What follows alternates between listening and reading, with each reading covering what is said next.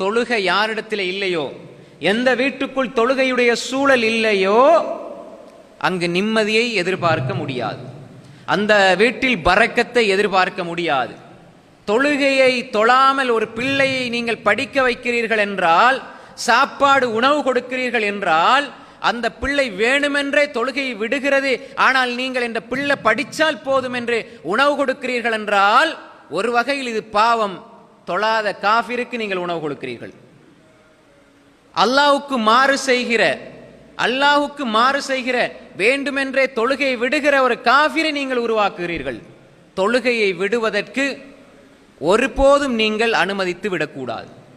நீங்களும் தொழுகையை விடக்கூடாது, உங்கள் பிள்ளைகளுக்கும் தொழுகையை விடுவதற்கு அனுமதி கொடுக்க கூடாது, உங்கள் மனைவி மக்களுக்கும் தொழுகையை விடுவதற்கு அனுமதியை வழங்கக்கூடாது. இது உங்கள் குடும்பத்தில் இருக்கிற நிம்மதியை சீர்குலைத்துவிடும்.